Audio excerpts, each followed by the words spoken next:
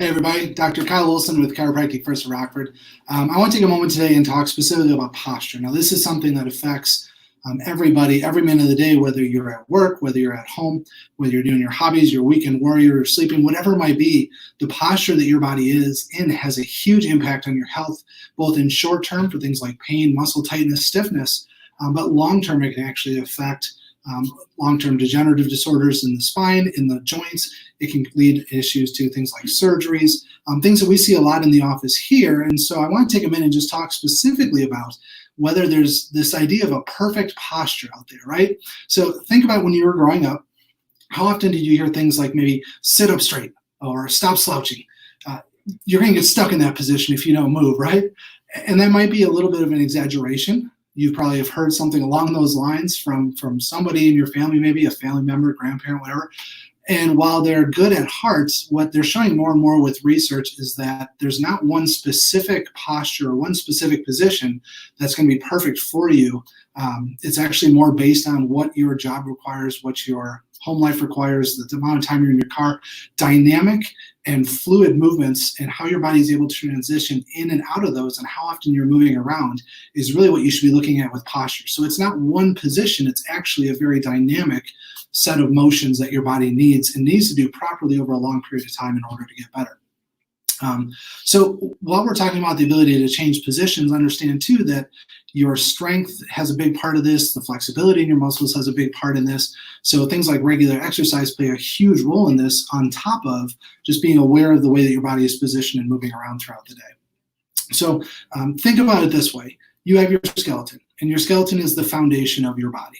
It's what's rigid, it keeps you upright, sitting, whatever you're doing. Now attached to that, of course, are muscles, ligaments, tendons, cartilages, soft tissues that are actually mobile and create the movement within your body. And while the bones create the foundation of the stability, those soft tissues are what actually direct movement and keep you in one position or another. So when you are sitting up, when you're standing, you have muscles that you have no control over that make sure that you stand in an upright, erect position. You have no control over these muscles. In fact, most of the muscles in your body you don't have any direct control over.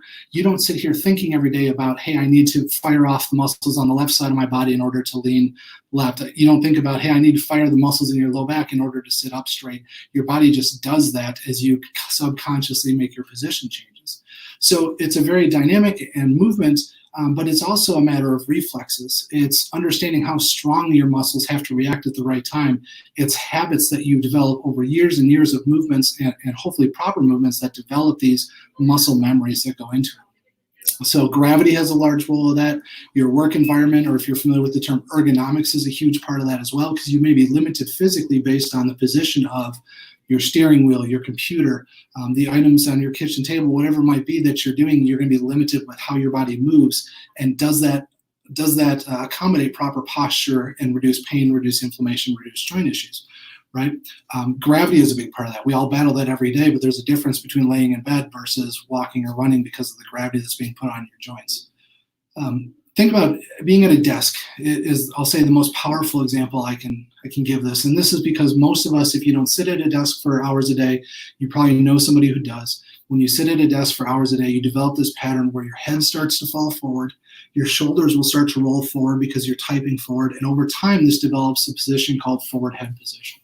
Forward head position affects millions of people every year. About 75% of people that have forward head position, which is your ears over your shoulder, will actually start to develop pain or other signs or symptoms from it. A big one that I see in the office with patients is headaches specifically. So neck pain, muscle tightness, absolutely. But over time, headaches are highly, highly associated with this position. It's because their job requires them to be sitting in one bad position over and over again. They're not getting the dynamic movement of proper posture. So looking at forward head posture is a really big thing. Now, the same thing is true of low back. If you're bending or twisting, if you're lifting with your back and not your legs, that's an example of bad posture during an active movement. So strength and flexibility played a huge role in what your posture is and what your proper posture should be.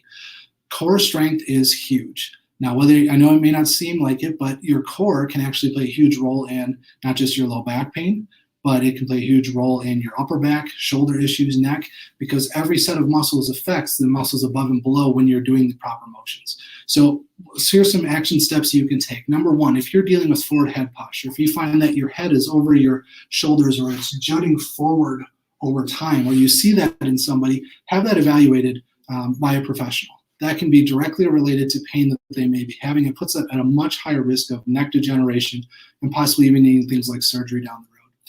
Headaches, again, are another sign of that, if you're noticing that, and unexplained headaches, essentially. So talk to a professional about this. Stabilize your core. Make sure you're moving a lot. Make sure that you're moving around or throughout the day. Our general recommendation is if for every half hour that you're going to be sitting or moving in one specific position, you want to get up and stretch and move around for a few minutes. Treat yourself kind of like an athlete. You're just not going to be in those static movements. Your body needs to be moving and moving around a lot in order to keep that balance. I'm going to take a few more videos here over the next couple of days and weeks talking about posture, going through some very specific examples, but I just wanted to start with today. There's not necessarily a perfect posture for everybody, but by understanding what your body requires and the habits that you have in your daily living, you can understand what the perfect posture is for you.